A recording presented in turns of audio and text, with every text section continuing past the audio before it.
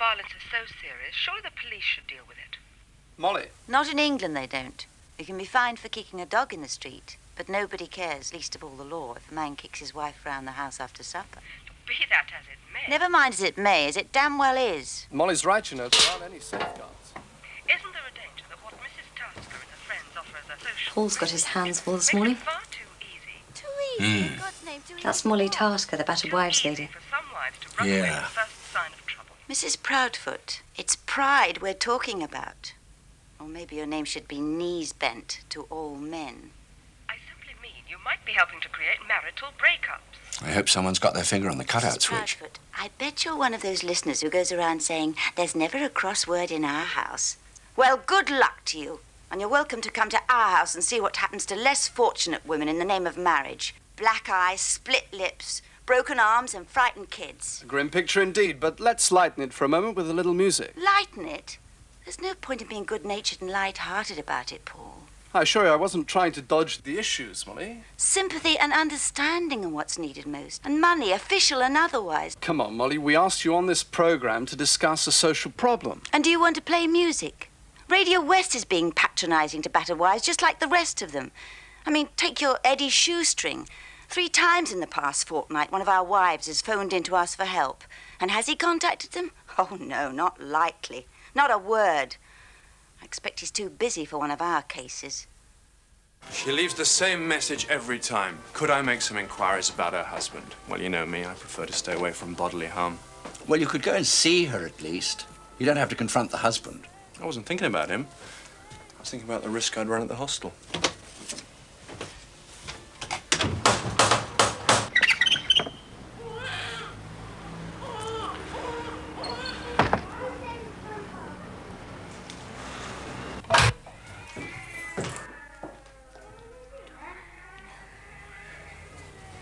Is anyone at home?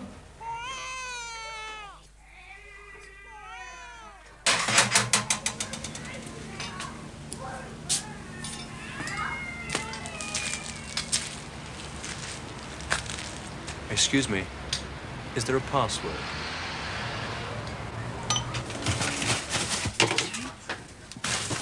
Oh, Jane. Wait a minute. Come on! Hello, I wonder if you could help.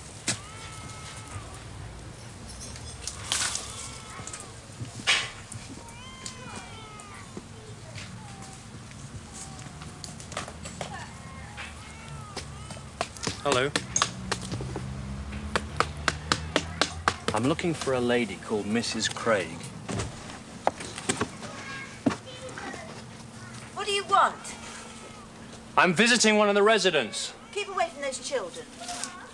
Look, I did ring, and I tried the letterbox, but I got the uneasy feeling that someone might poke me out with a broom handle. Depends if you want to cause trouble. I wouldn't dare. You're not a particularly sociable lot around here.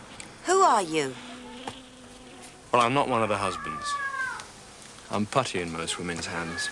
I want to see Mrs. Craig. My name is Eddie Shoestring. Oh, it's about time. So you'd be Molly Tasker. I admire the work you do. Yes, well, stay where you are. We don't trust men. Who does your plumbing? We used to have a garden of our own till Jackie sold the house to pay for his gambling and his drinking.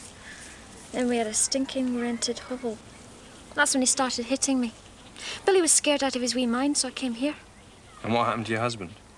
Climbed right back into the bottle. Went off odd jobbing. Then he found out where we were, so he came round hammering on the door, trying to get us back, eyes full of tears. But Molly kept the door locked.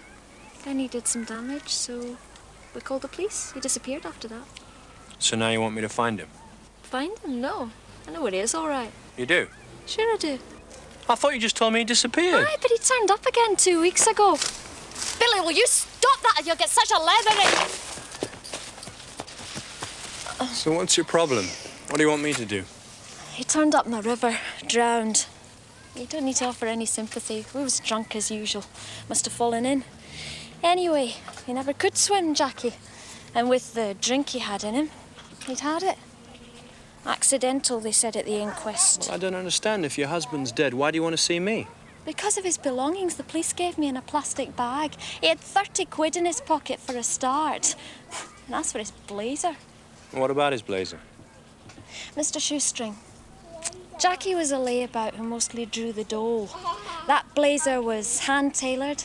It had a red silk lining and his initials, JC, embroidered on the inside. He had a gold medallion round his neck with his initials on that too. Now look, Billy, I told you to stop that! Well, perhaps your husband got himself a decent job. That'd be a miracle. Anyway, the police couldn't trace where he'd been living. So he must have got the money somehow. Possible, on the horses or something. And that's why you've called me in. Jackie never paid us any maintenance. We need everything we can get, so if there is anything, will you help? I'll try. You better let me have the blazer and medallion. That's a bit difficult. Molly pledged them both. She had the blazer dry cleaned. Well, perhaps you could give me the name of the pawnbroker.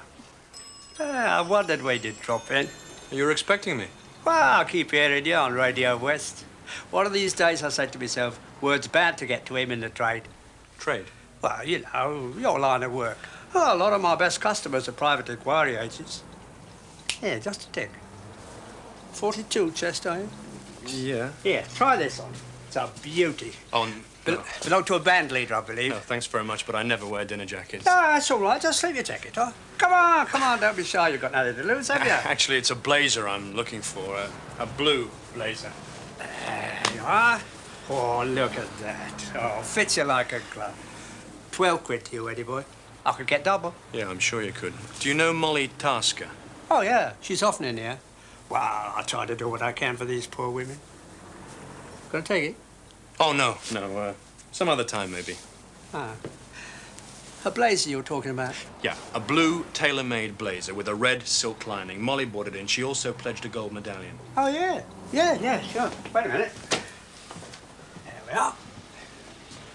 Yeah, 22 karat gold. Nice design, look. St. Christopher. On the back, initials, J.C. How much is it worth? Oh, no. Oh, come on, just between ourselves. Your trade and mine. Wow. 50, 60 quid. Well, I was able to give Molly 10 for it. Do you think I could borrow it? No. I'll give you a deposit. No. That'd break the pledging rules. I can't let it go till it's past the redeeming date, you see. Well, can I see the blazer, then? Gone. Sold it. What about the rules? Bought in second hand. Not pledged. I sold the blazer to an actor I know. He had a rather special interview.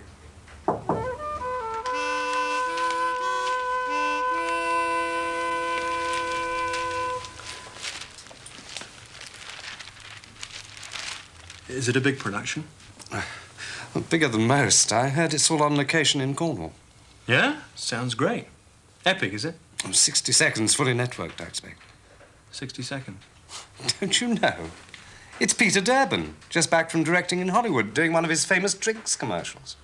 Whoever gets it plays a chap who goes up in a balloon with a girl and a crate of champagne. Oh, I see you're dressed for the part. When ballooning, every cloud has a silver lining, every blazer a red line. Don't move. I'll get it for you. It's a money spider. Bring you luck.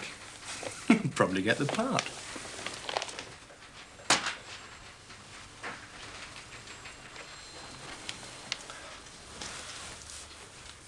I wish I had a blazer like yours. Hand-tailored, is it? Yes, I think it is. Who is your tailor? Just a little man of my acquaintance. He didn't line it with red silk, did he? How did you know that? I know your tailor, Mr. Ernie Taylor. Look, I'll tell you what, how would you like your palm lined with, say, a £5, just for a quick look at the label?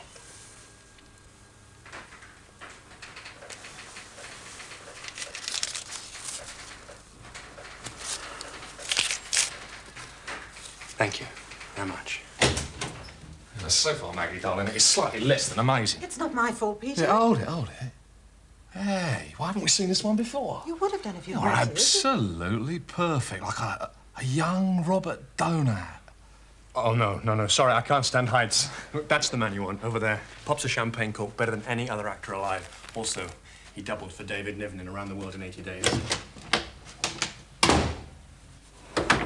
Good afternoon, sir. Good afternoon. I'll be with you in a moment. Right, thank you. Now, what can I do for you, sir? I would like to speak to either Mr. Carruthers or Mr. Montrose. I am Mr. Carruthers and also Mr. Montrose. Sorry? No. Actually, I am Mr. Chatterjee, but I'm calling myself Carruthers and Montrose. Now, what can I do for you, Mr. Shoestring. You are calling yourself Shoestring? Yeah, it's a truly old established name. And you are looking for a truly English gentleman suit. Oh, no. You made a blue serge blazer for a client with a red silk lining. We are making lots of blazers with fine Madras silk linings. Yeah, this one would have been about 6 months ago. I saw your label and the initials J.C. J.C. Yes. You are a friend? No, not really. You see, the man you fitted with that blazer has drowned. Drowned? How terrible. When? A fortnight ago. That's impossible. I heard him only yesterday. Heard him? Talking to his wife on the radio. J.C., Jack Craig? Now, there is the misunderstanding. We are meaning J.C. for Jimmy Colfax, the round-the-world yachtsman. For he's the one I'm making the blazer for. Yes, it's gone. No question about it being my husband's blazer. I wouldn't have thought to check the wardrobe with him being away. And the medallion? Oh, I knew I'd lost that. I was very upset about it. It was Jimmy's. He gave it to me just before he sailed. I thought the chain had broken and it would turn up. Excuse me. Thank you. Oh, it's a pleasure.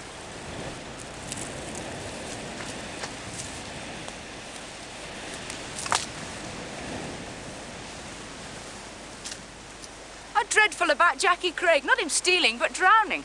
Seems he fell in the river. He was blind drunk. Yes. I knew he liked his drink. He used to help himself while he was working for me. Not that that matters. Where was he found? The River Danby. Ah, yes. He mentioned he was going over that way to do some jobs. Come on in. I could use a drink myself.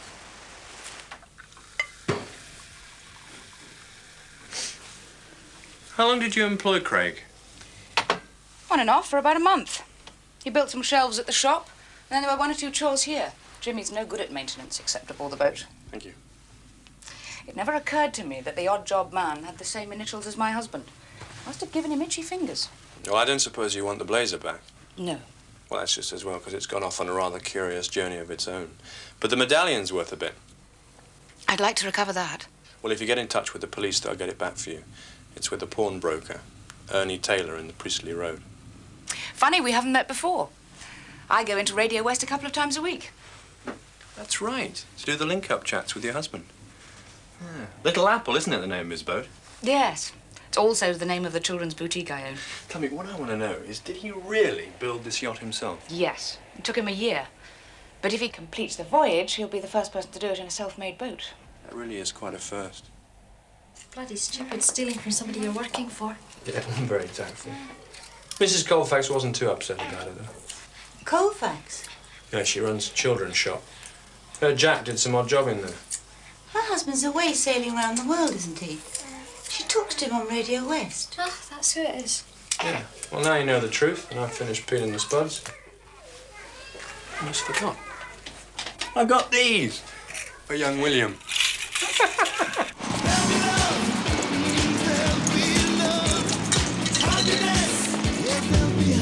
Try and get this in the stock for me, Sam. Okay.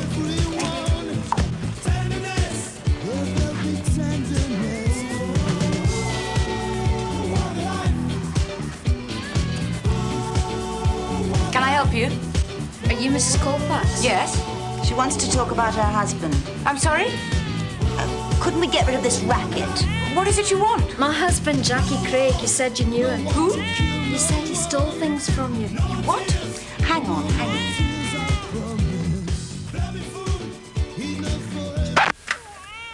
What do you think you're doing? Her husband, the man you accused of stealing.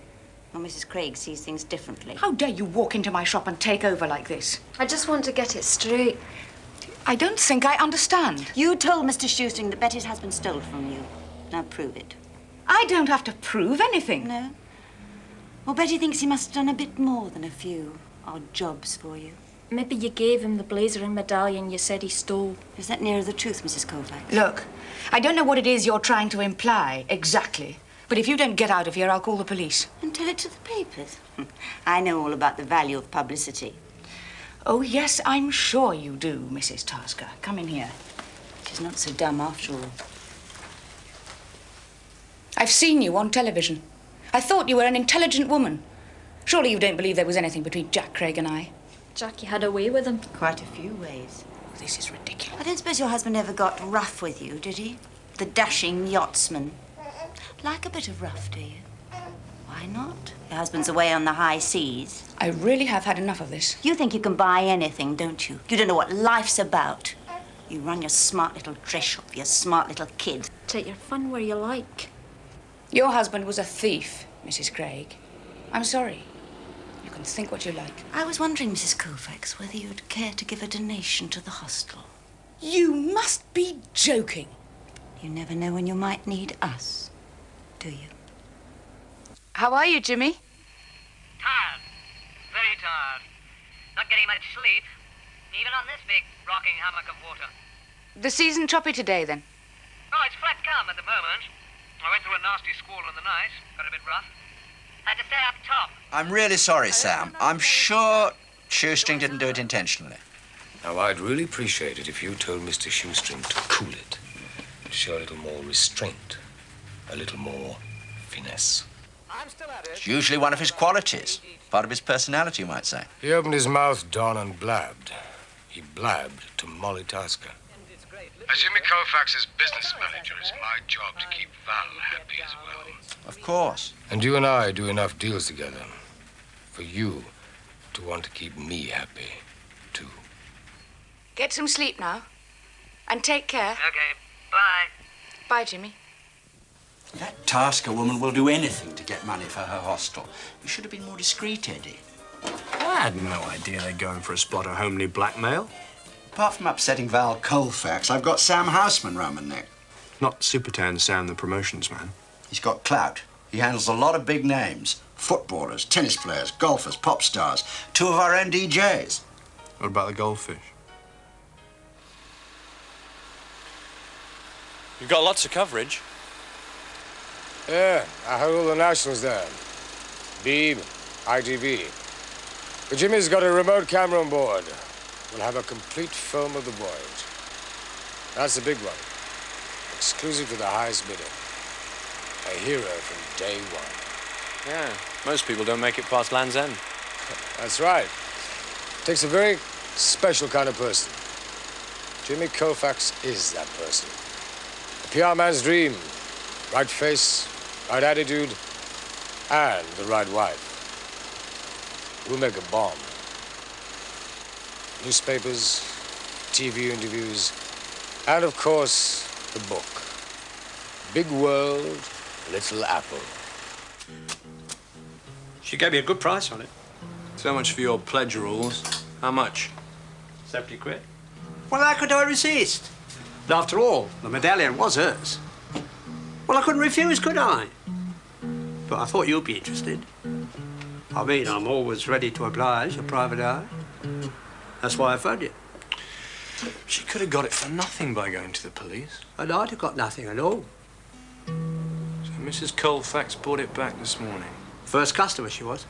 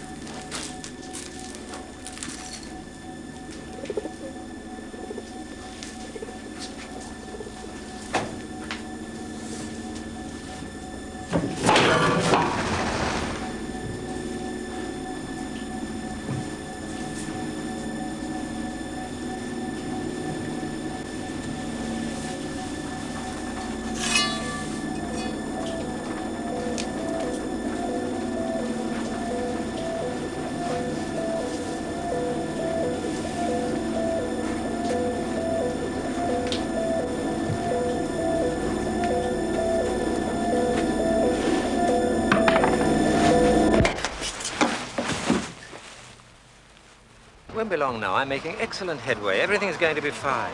Do you really think so? Of course, I wouldn't have taken it on otherwise. When shall I see you again? Tomorrow? Oh, phone call. Oh, right. Tomorrow, then.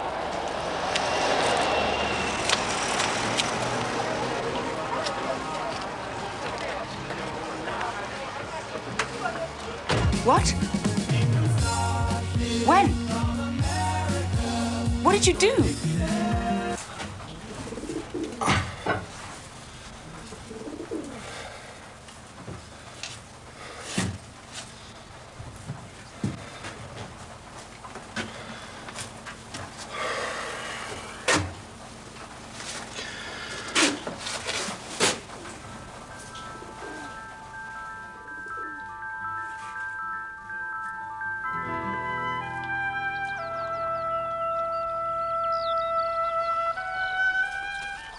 It's all got something to do with this river. Jack Craig was found in this river wearing that blazer. Val Colfax drives with a man to a mill house that's on this river. They stay for an hour, then drive off again. Who's the man? Dr. Morris. I got a look at an envelope in his car. He lives in Stanbury Terrace. And he's got quite a reputation. Oh, do you know him? Well, not personally. But about a year ago, a woman was knocked down outside his very plush consulting rooms. Her family claimed it was as a result of his treatment. Bit of a dodgy doctor, is he? Well, as far as the police are concerned, and the BMC, he's not a doctor at all. Sort of medical fringe. Hong Kong diploma. But he does treat people. As a hypnotist. Just keep watching the coin, Mr. Shoestring. Are you watching? Yes. And do you see the coin moving backwards and forwards, backwards and forwards? Rather comforting, isn't it? Yes. In fact, you feel completely comfortable now, don't you? Ever so slightly drowsy? Yes. Good. These, anxiety problems. Tell me in your own way. Take your time. In order to get on with people, I pretend that I'm a private detective.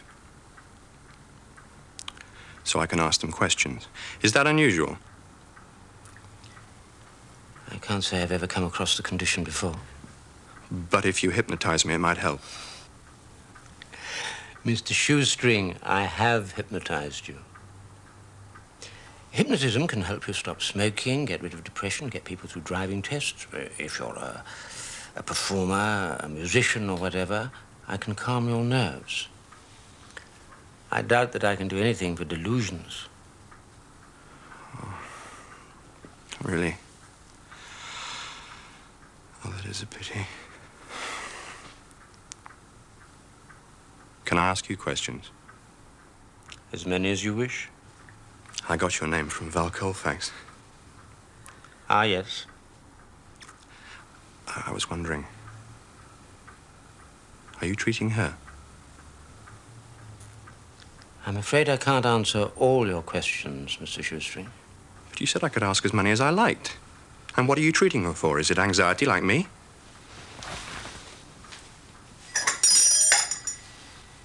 You're not the kind of subject I can help. I'm sorry. This session won't work. Then why did you take her to the mill house yesterday? I fear you've lapsed into your delusion, Mr. Shoestring. Thank you, Paula. The consultation is over. Mr. Shoestring's just leaving.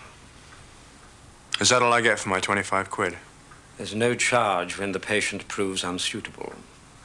When do you think you'll get round the Cape? I don't know. At this rate, never.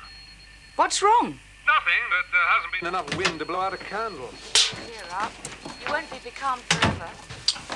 What's the matter with our yachtsman? Sounds a bit gloomy. Oh, yes, If you were out there surrounded by empty ocean, you'd be glum sometimes. It's a funny place to be when you're married. Tell that to a sailor. They're worse than golfers. Keep your spirits up, darling. Funny you should mention that. I've just poured one. Cheers. Cheers. Bye now. God bless. Bye. And there, for the moment, we end our link-up with round-the-world yachtsman Jimmy Colfax. Highlight later tonight, of course, is our own private detective, Eddie Shoestring. Yes, while one man battles against the forces of nature... What is it with you, Shoestring? First you put two crazy women onto her, and now you're bugging her doctor. A hypnotist, you mean? What is the story so far, Eddie? I thought Mrs. Colfax might be in some sort of trouble. You're the one that's in trouble, Shoestring. Dr. Morris is one of my clients. Writing a book, is he? Oh, a regular funny man, aren't you? Shoestring, if your name comes up again, you and Radio West are through. No more Val Colfax, no more link-ups. She'd be breaking her contract, Don. All contracts can be terminated, Eddie, including yours. Val Colfax is under stress. I put her under Dr. Morris is a damn sight better than pills. Satisfied? No, I'm sorry, Sam. I'll speak to her personally next time she comes in. Fine. I mean, a lot of people use quack hypnotists. Maybe he could cure my hypertension. She was seeing him in a deserted mill house, and there's a lot more if you're just prepared to listen. No, I'm not. It's her business, not ours. Now forget Mrs. Colfax, right? Mr. Satchley. Yes, Sonia. There's a message for you from a C.J. Daniels, a radio amateur. Oh, God. It's to do with the yacht link-ups, the signal directions. Phone him and tell him we're sorry. I'm too busy. This C.J. Daniels, where does he live?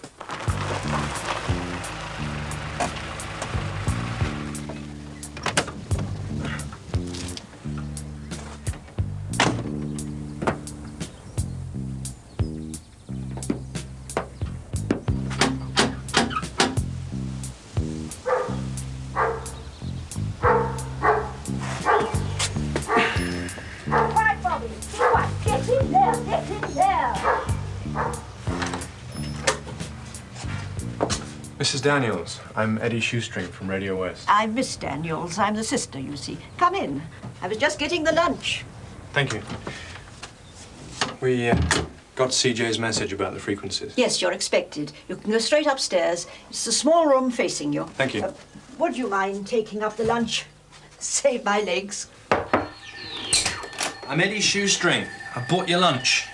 Oh, good. Take a seat. Put the tray down. Fancy a beer? Feel free. Oh, that's very kind of you. Thank you very much. CQ, CQ, CQ.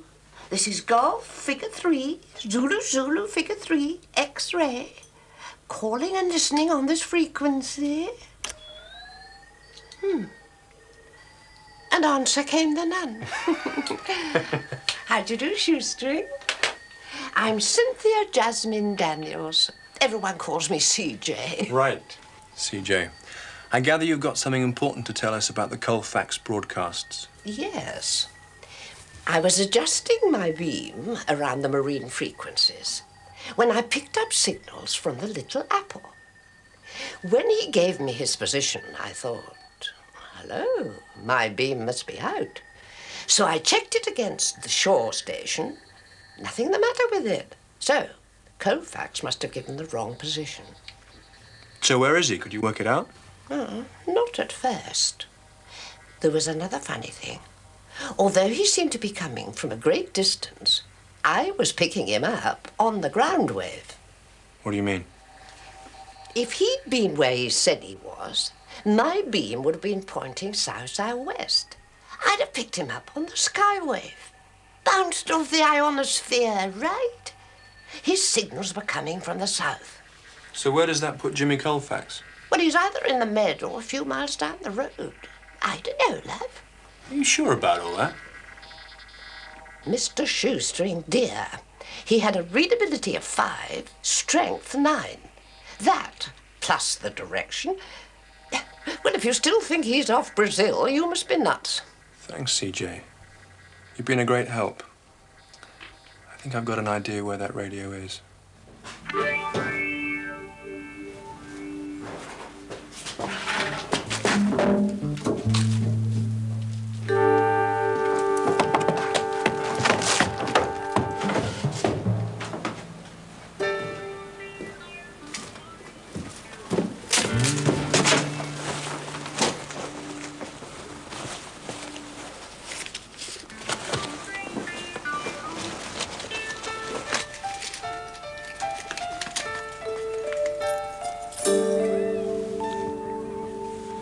Yes, that's his jacket.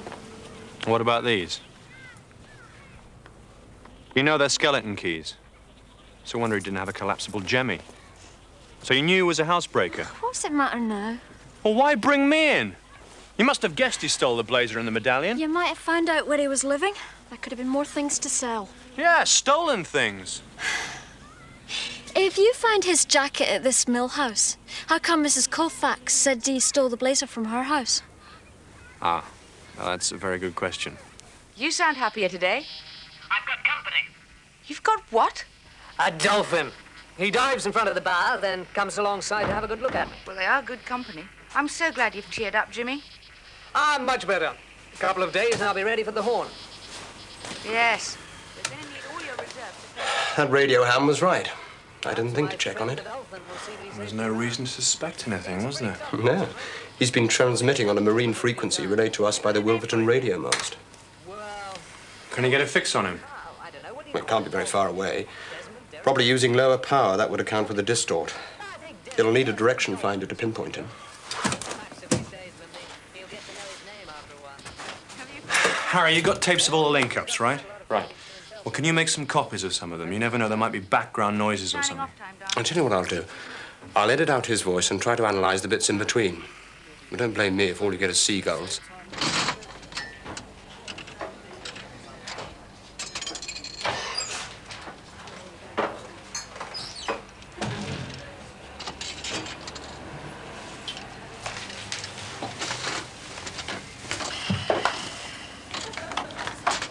Should we talk to him?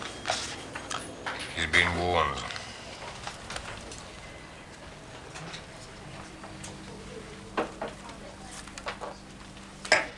Jimmy sounded quite bright on the radio just now. Never brighter. Plucking up courage for the horn. Yeah, you were quite right, Mr. Houseman. He really is a hero. Can I get you another, Eddie? Oh, that's very kind of you. No thanks. I'm on a case.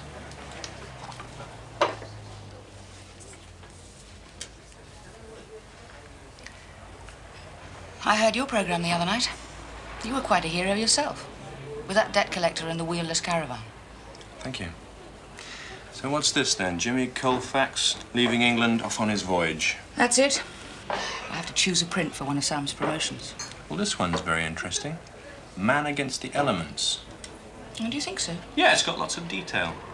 I enjoy plenty of detail, like a good, complicated case. It's when things don't match up, that's what intrigues me. I have to make the details fit, make sense. That's why I became a private detective, you know. Really? Yeah, I used to think it was a character defect until they straightened me out in analysis. Now I put it to work.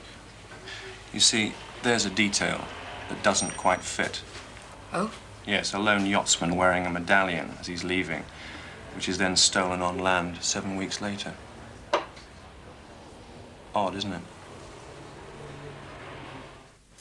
I've re-recorded it to make it longer.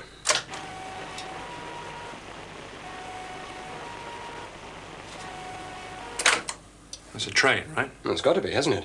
What about this, then?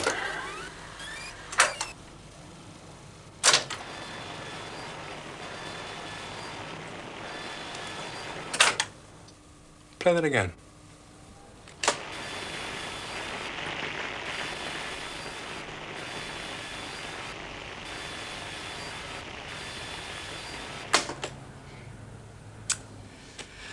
It's just a distant whine.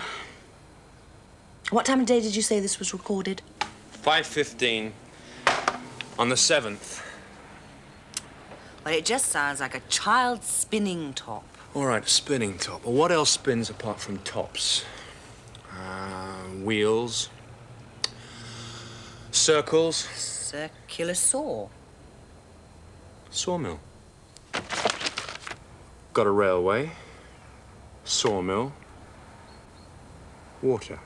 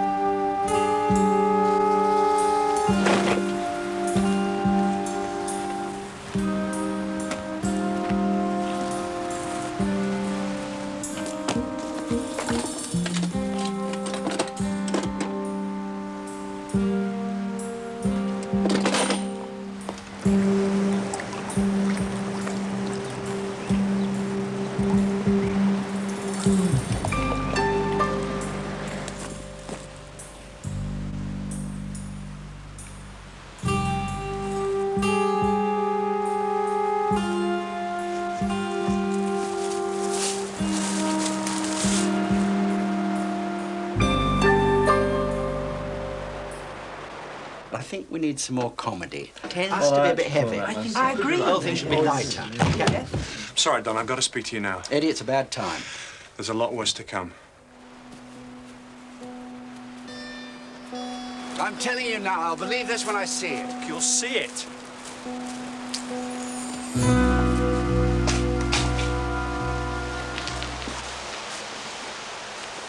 But it was here. Here, huh? If this is some sort of a joke, you'll be fired.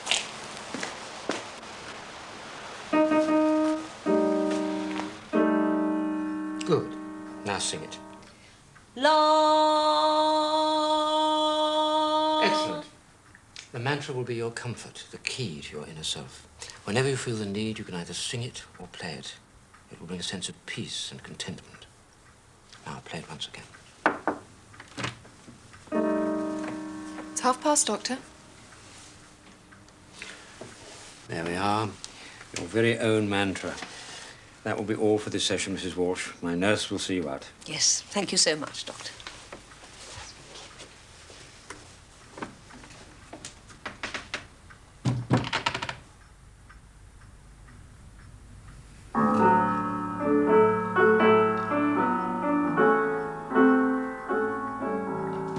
No, you can't go in there. Sorry to interrupt He just passed your deep straight meditation. past me. All right. Clearly, Mr. Shoestring wants to talk.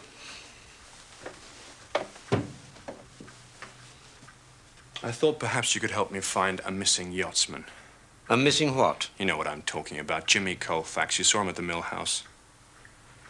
Short of hypnotizing me, which is impossible, you'll get no information here, Shoestring. Well, let me give you a few triggers. That's what you call them, isn't it?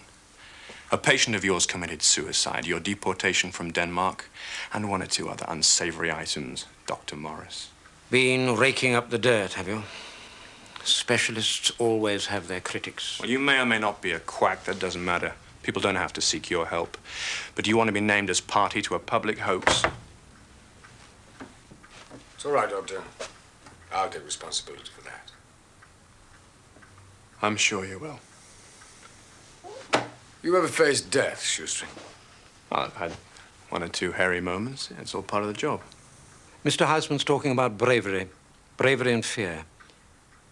Some people can face death and remain calm. For others, it opens a cupboard in their minds full of dreadful horrors. Or in plain language, Jimmy cracked right down the seams. He sailed back and hit the boat. And you saw your deals going up in smoke. I wasn't dead. It was Val's decision. Jimmy Colfax needed treatment. Dr. Morris supplied it. And gave him a course in courage. A chance worth taking. Straighten him out, turn around the boy, get him underway. Fraud. Why? If he finally makes it.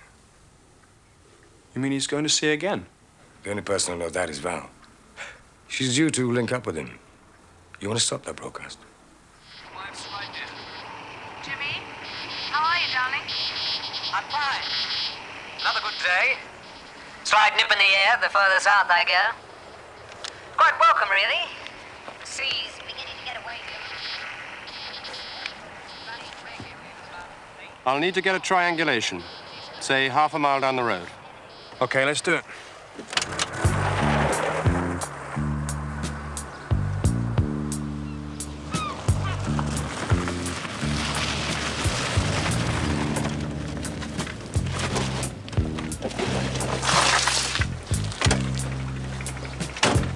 Okay, I'll get him now. He's got to be over there somewhere. It's coming through pretty strong.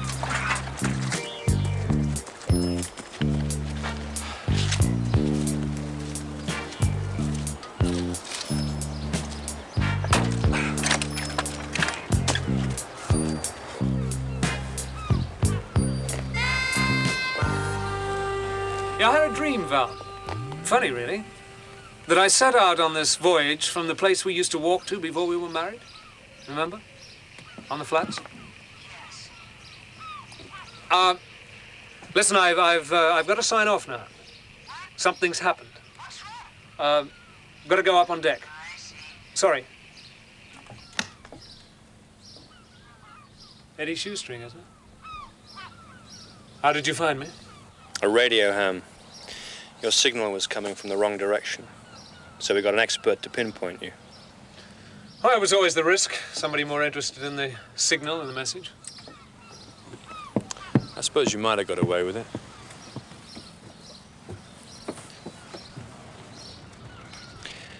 It's much more peaceful here, though, isn't it? You know, the Chinese say that air and water have life. A helpful sea is a good man, an angry sea is a bad man. When I got past the Bay of Biscay, and that was bad enough, I hit 3 gales. Big ones. It didn't matter which way I tried to go, the bad man was waiting for me. He was determined to get me. Destroy me. And then there was the ordinary old enemy, pure fear. I stuck it out for 14 days. Then I turned the boat around. Well, nobody would have blamed you for coming back. Why don't you just admit it on the radio? Self-deception. I kept telling myself I would turn back on course. I just needed to build my strength up.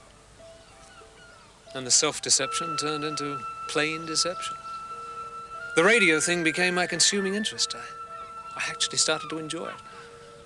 Times I thought I was off Brazil. Do you see what I mean? I was actually being successful at something. Till the sight of Land's End hit me. England, reality. Total failure. Breakdown. I know what you mean. I've been there myself. Can you still make a cup of tea?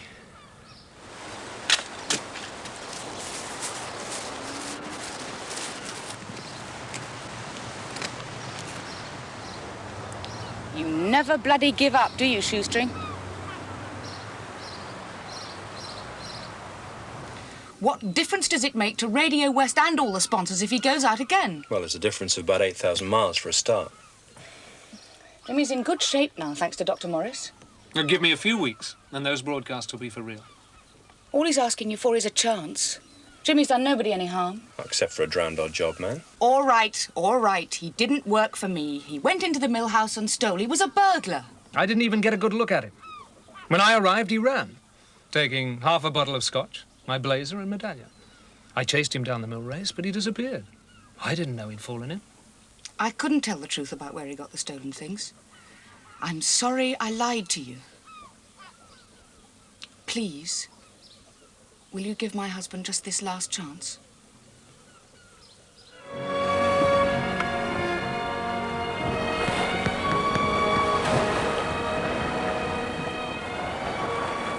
Val Colfax phoned me this morning. Jimmy's on his way. And where does that leave Radio West? Well, Don has had to scrap the whole thing temporarily. Oh, dear. It's rather like that thriller about the astronauts that never even blasted off. Yeah, they're going to say that they can't link up with Jimmy due to technical hitches. But Don's done a deal with Houseman. Banana? What sort of a deal? Well, they've promised that when Jimmy reaches the position he claims he was at, which is round about Cape Horn, Radio West will resume broadcasts, provided he tells the truth and sails on as a kind of flawed hero. Which is a bit like having your cake and slicing it any way you want, isn't it?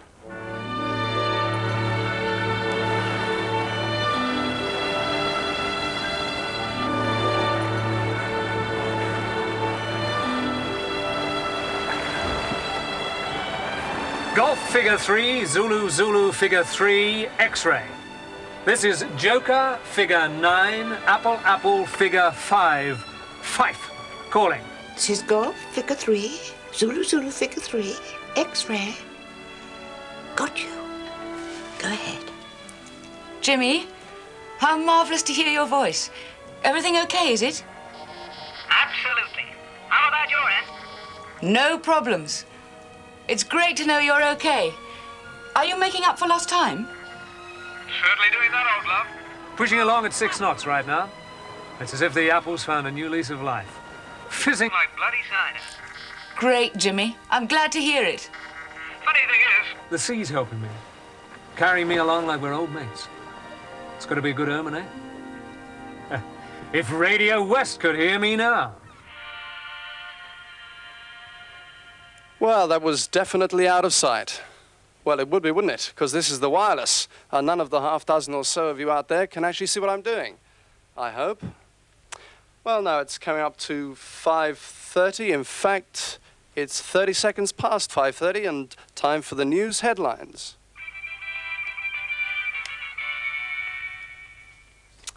Well, here's a really astounding news flash that means a lot to us here at Radio West. Reports are just coming in that Little Apple, the self-constructed yacht of round-the-world sailor Jimmy Colfax, has been sighted drifting and apparently abandoned in the Atlantic. The yacht was seen by an RAF coastal patrol only 150 miles south of the Lizard. The plane flew several times over the yacht and dropped marker flares to try and attract attention, but there was no sign of anyone aboard.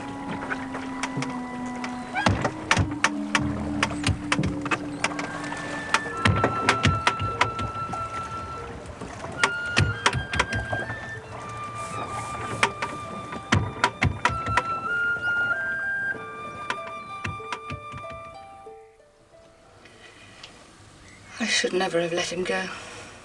We all agreed. At the time, it was right. If he hadn't sailed, he could never have faced the world. It's a pretty stupid thing to say, since he obviously decided not to anyway. I don't know. You found a sort of courage. But courage nevertheless if he threw himself overboard.